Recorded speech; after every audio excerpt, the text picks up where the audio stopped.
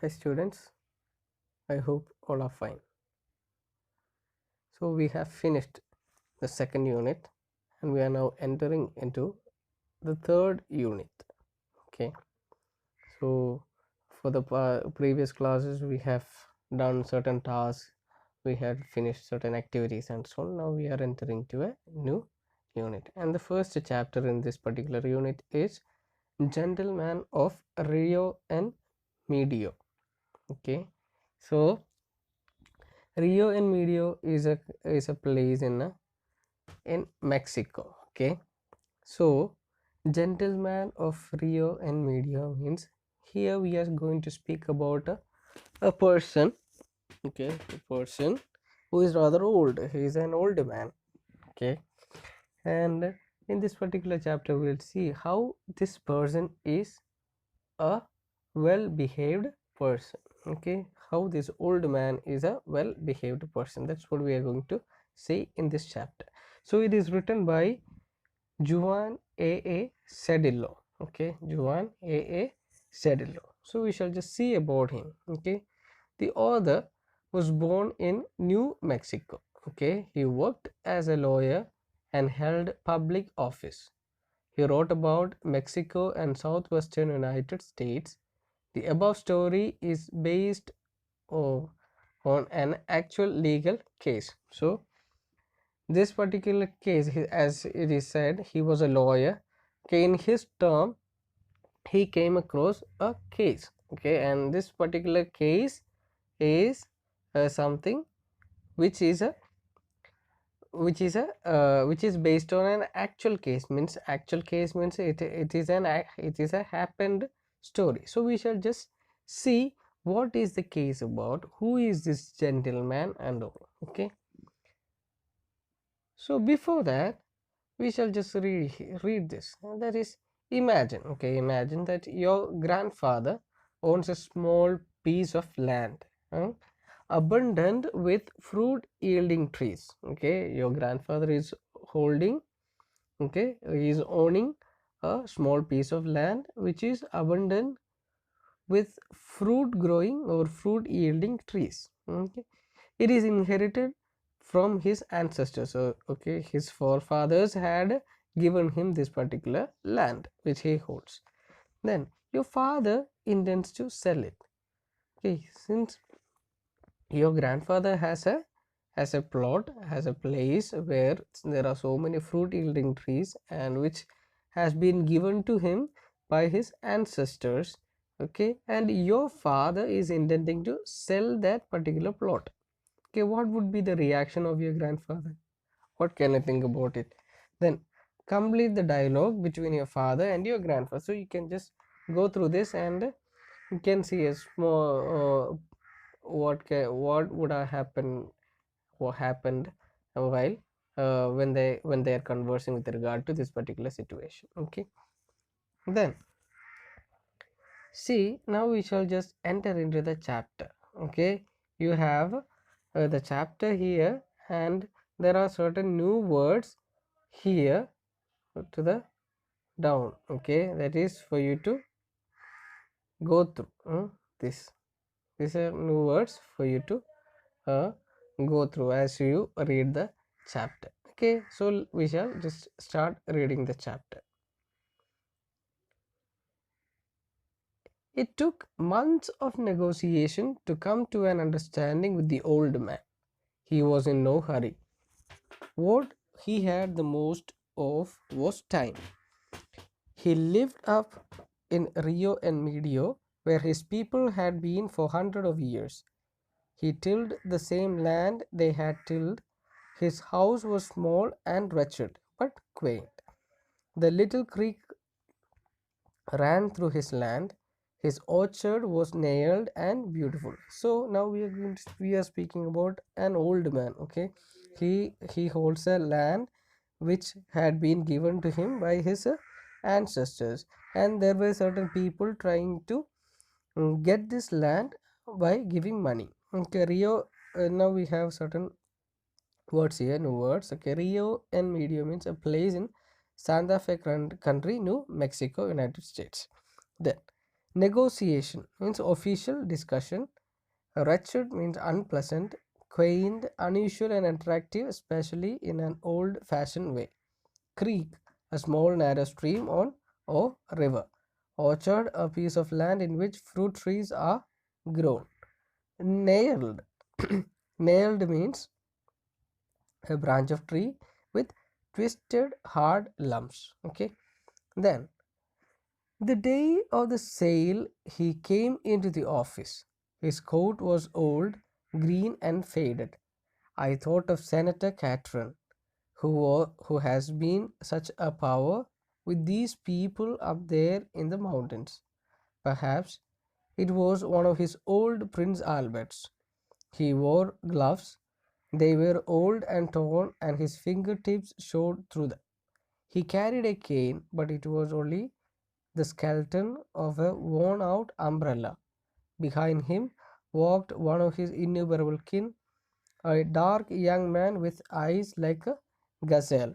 Okay, now we see about this old man. He comes to the place where the deal was done. Okay, his plot, some people wanted to buy his plot, and he came there when the day of on the day of registration. So what happened? Now we see him, he is not that very rich and so on. Okay, his coat was old and the gloves he was wearing was torn, so all those things were there, and there was a kin with him. Okay, one of his relatives with him, and he removed his coat and so on, and he gave it to the man who was with him. Okay, Prince Albert's means it's a long double breasted coat. Okay, like a company, okay, we hear Peter England, Louis Philippe and so on, like that. Prince Albert's is the company. Okay, long double breasted coat. Then gazelle, type of small deer which has large beautiful eyes. Senator Catron. Okay, Thomas Benton Catron, he is a senator from New Mexico. Then the old man bowed to all of us in the room.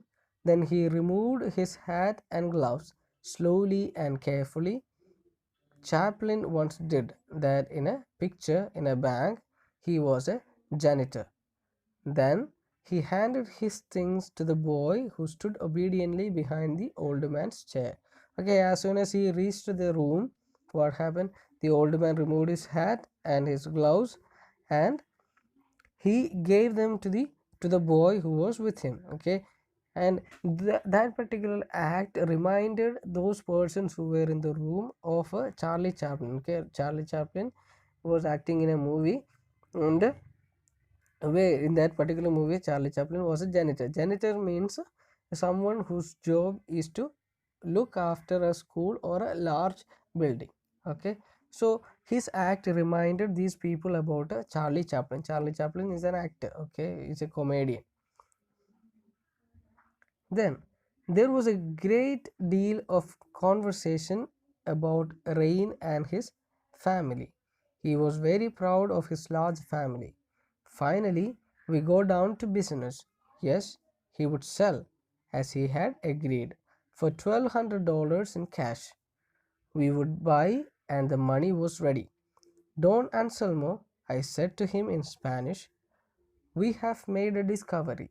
You remember that we sent that surveyor, that engineer up there to survey your land to us, survey your land so as to make the deed. Well, he finds that you own more than 8 acres. He tells us that your land extends across the river and that you own almost twice as much as you thought. He didn't know that. And now, Don Anselmo, I added, these Americans are buena gente. Buena gente means good people. They are good people, and they are willing to pay you for the additional land as well at the same rate per acre. So that instead of $1,200, you will get almost twice as much as the money is here for you. Okay, so what happens here in when they were about to begin the registration, this old man was speaking about his family and so, and then when they were about to get into the business, the one who was there, he said, okay, here you thought that you had only 8 acres of land, but your land is much more than that, because they had sent certain people to survey the land, and they found that okay, he owned more land, and those people who were about to buy it were good people, and they wanted to pay money for that land also, which he did not know. Okay, so what happened, they said okay, now you will be able to receive twice the amount than promised one. So what happens, the old man hung his head for a moment in thought. Then he stood up and stared at me. Friend, he said, I do not like to have you speak to me in that manner. I kept still and let him have his say. I know these Americans are good people, and that is why I have agreed to sell to them. But I do not care to be insulted. I have agreed to sell my house and land for $1,200, and that is the price. So what happens here is this old man, okay, he he thinks he was insulted. Then he tells those people that okay, I have agreed, okay, I have agreed to sell the land because I know that these people are good, these Americans are good, and that is the reason why I am about to offer my land. I am about to I promised that I would sell my land. So what happened? And this old man said, see, what the agreement was, you would pay me $1,200, and that is the price. I need only $1,200. I don't want anything more than that. Then I argued with him, but it was useless. Finally, he signed the deed and took the money, but refused to take more than the amount agreed upon. Then he shook hands all round, put on his ragged gloves, took his stick, and walked out with the boy behind him. So what happened? The man who was signing there, like the registrar and so on, he told the old man. Okay, he argued with the old man because the old man could have more money than the agreed amount.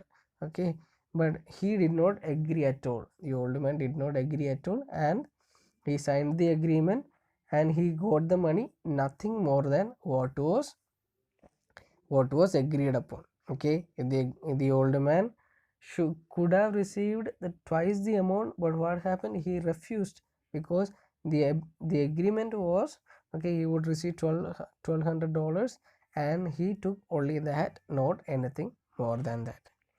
Then ragged means stone, deed means agreement. Okay, so we have a worksheet that's we saw some certain things about the old man, the people who came to sell, they were Americans, they were good people, and so on. And what happens, the old man should have had more the amount, or twice the amount of what was promised, but he was so good. So what happened, he said, I don't want anything more than that, but only what was promised. Then he took the money.